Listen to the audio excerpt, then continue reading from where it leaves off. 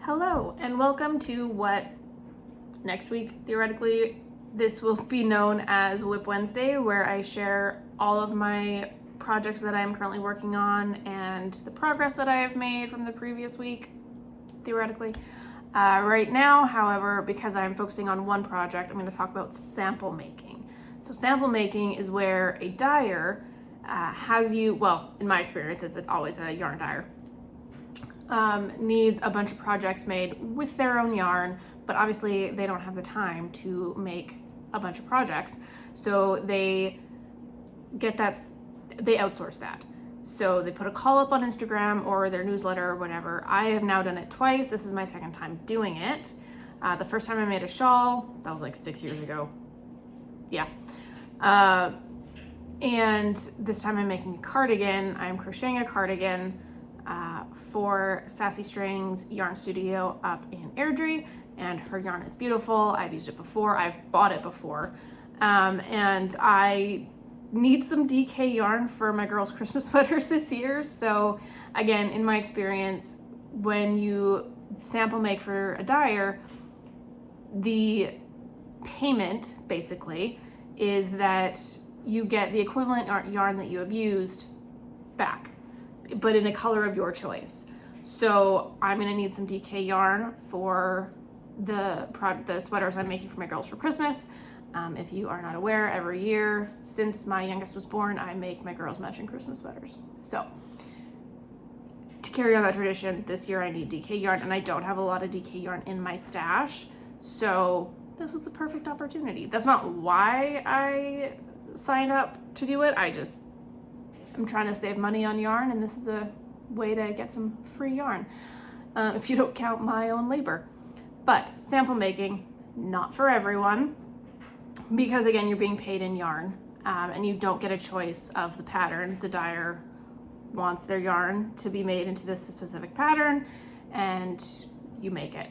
The pattern I'm using right now is terrible. I've made a bunch of crochet things. I started with scrunchies 7 years ago or something. I've made multiple shawls.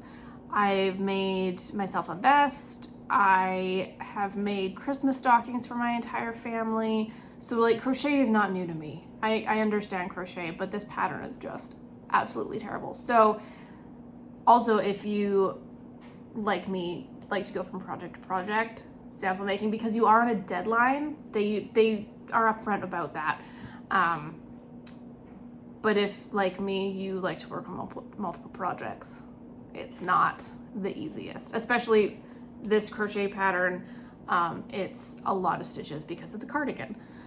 So I am focusing on that this week. I cannot show you because that's part of the agreement, is that you don't necessarily show the yarn. In this case, I am unable to show the project or the yarn until she tells me I can.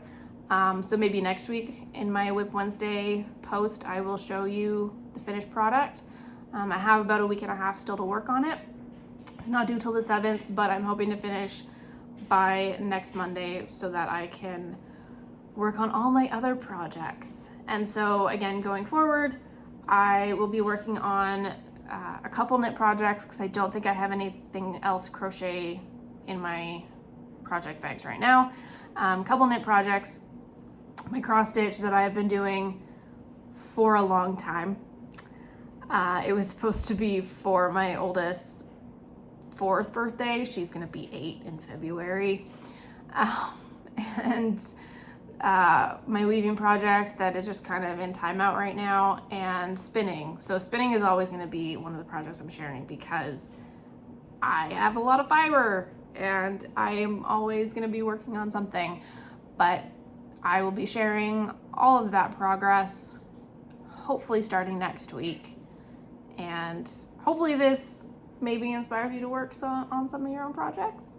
But yeah, so sample making, not necessarily for everyone, but if you like, free yarn, it's a good way to do it. And you get a lot of experience making other patterns, because again, you're not necessarily in your own preferred bubble, if that makes sense.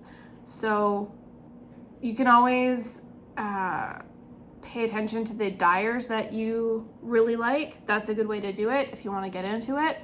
I haven't seen a lot of sample making requests.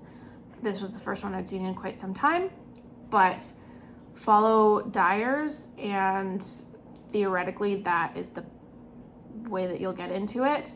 And they usually have like an application and whatever, but if you are looking to get into sample making, that would be the best way to do it. But again, not for everyone.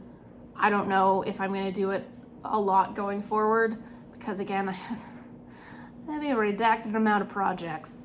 It's under 20. It is under 20, but I have a ton planned. So this kind of cuts into that.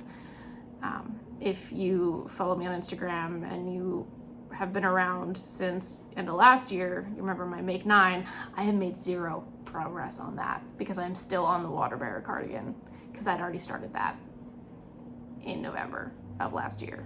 And I am not, it's slow going because it's brioche. And if you set it down too long, you forget where you are. So happy making, and I will see you next week for a proper Whip Wednesday.